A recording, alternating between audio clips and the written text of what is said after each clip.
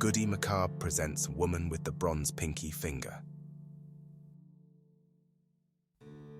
The town of Lysander has long been shrouded in tales of hauntings, but among the many ghost stories whispered in hushed tones, none was as feared as that of the woman with the bronze pinky finger. The legend began over 2 centuries ago with a brilliant jeweler named Erasmus Vale. Known for his intricate designs and unparalleled craftsmanship, he was deeply in love with a beautiful woman named Clara. Clara was known in Lysander as the town's most skilled glassmaker. Her creations were intricate masterpieces, capturing the very essence of light within their delicate structures.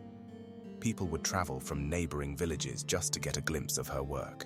However, one fateful evening, as Clara was shaping a particularly delicate piece, her hand slipped. It was the beginning of a nightmarish fate. The molten glass wrapped around her pinky, fusing and burning, causing such intense agony that she fainted. When she awoke, the damage was beyond repair, and there was no choice but to sever the ruined finger from her hand.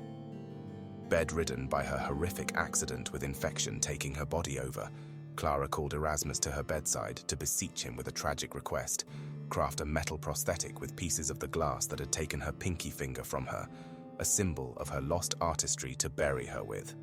Erasmus immediately agreed, tears falling from his eyes. Distraught, he promised to create an unforgettable token of his love for Clara. Erasmus began his task as Clara's body failed her. He searched for just the metal to craft something exquisite for Clara, but struggled to find the perfect material to pair with the glass. One evening, as Erasmus was making his way home from his jewelry shop, stricken with the impending demise of his love, a sudden and fierce whirlwind formed before him, obscuring his vision and unsettling the very earth beneath him. As the whirlwind subsided, something gleamed from the newly unsettled dirt, a fragment of an ancient talisman, broken and abandoned. The relic's metal was a rich, lustrous bronze, perfect for the creation Erasmus had in mind. He stared at a worn engraving in the metal, faint recognition of its meaning. The talisman had a dark history, having once been used in forbidden rituals by the ancients that once inhabited the moors. Desperate to comfort his betrothed, out of sheer love he tirelessly fashioned a delicate prosthetic for Clara's hand, ordained with the very glass that had ruined her little finger. By melting it down to forge a new pinky, and embellishing it with the glass that still held bits of Clara's flesh within it, Erasmus had bound the relic's old magic to her. After laboring and completing his best work ever, Erasmus brought the beautiful prosthetic to Clara. It was strong, yet dainty. The glass beads glinted from the bronze and seemed to sing in the light. A bittersweet, sad smile crept upon her face as Erasmus slipped the bronze pinky finger on her hand, a perfect fit. Clara weakly moved her hand with its new bronze pinky finger. The metal warmed to her touch, setting in motion the events that would haunt Lysander for generations. After Clara started wearing the bronze finger, the healer noticed that her fever had broken. Mysteriously, the infection that was hours away from taking Clara from this world was gone without a trace. Her recovery was seen as a miracle, and she and Erasmus were married. But soon, the villagers noticed a change in her. She would be seen wandering the moors during the darkest hours, her silhouette illuminated only by the soft moonlight. Erasmus kept a watchful eye, but convinced himself that her unusual behavior was due to the trauma and pain of losing her finger, and that it would soon pass. Those who saw her claimed that she whispered incantations and gathered herbs by the ancient stone circle at the edge of the village, its former purpose long forgotten, but often feared. The villagers whispered of witchcraft. One chilling winter evening, a local young woman named Lucy disappeared. After a frantic search, she was found near the stone circle, dazed with the mark of a tiny bronze finger pressed into her arm. The village was in an uproar. Immediately, the village folk descended upon Clara, accusing her of devilry, declaring her a witch. Before Erasmus could defend her, she was dragged to the center of the village and condemned to die. Clara cried out as the villagers dragged her, pulling her hair and ripping her clothes in a frenzy. They tied her to the stake. Erasmus, in his anguish, could not make his way to her. The strongest males of the village overpowered and held him down. silencing his despairing cries for his one true love. The villagers set ablaze, smoke billowing from the ruinous fire. All of a sudden, Clara broke free of her bonds and shouted with what seemed to be 1,000 voices. She vowed vengeance on Lysander and its people.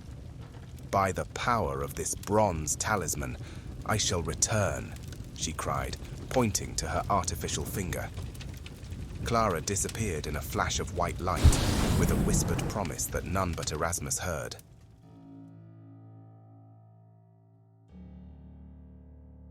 Years turned into decades, and the story of the woman with the bronze pinky finger became just that, a story. Except for one unnerving detail, every now and then, young women and men, offspring of the villagers that had accused Clara of witchcraft, would be found near the stone circle, dazed, with that same mark of the bronze finger on their skin. Centuries passed, and strange incidents with the ancient stone circle, along with murmurs of a Lysander curse, dwindled to nothing. Lysander prospered, and a small, quaint village became a trendy town, famous for its cottages and historical sites. Though the fog of the curse had seemed to clear, the events of that fateful winter's night were not forgotten by all. Amelia, a historian and antiquarian with a distant connection to the old village, accepted a job offer as chief historian, much too good to refuse.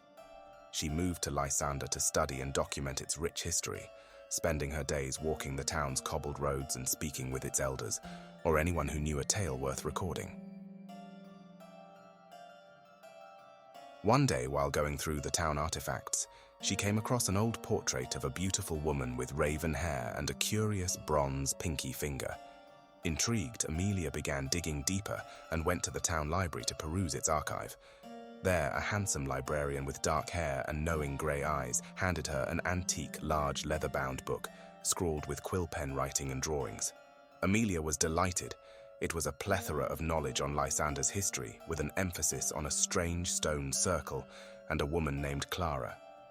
Amongst the pages, she learned of Clara's tragic tale and became obsessed. Late one night, while poring over some maps of the moors, she found a peculiar annotation near a diagram of the stone circle, Vale's secret. She decided to venture there the next night, hoping to unveil the secrets of the past. The moon was bright, a full moon casting a pale glow over the moors. Amelia found herself drawn to the stone circle. As she approached, she heard a soft whisper. "I've been waiting." Turning swiftly around, Amelia saw nothing. But then, a cold hand touched her shoulder. She spun, coming face to face with the spectral figure of Clara, the bronze pinky finger gleaming ominously. "Finally, it is you," the apparition whispered. Terrified, Amelia attempted to flee but found herself entranced by Clara's gaze. Amelia couldn't move. The spectral figure slowly raised her bronze pinky finger and touched Amelia's forehead. Instantly, Amelia was bombarded with visions. Clara's tragic love, her painful transformation, and a horrifying realization.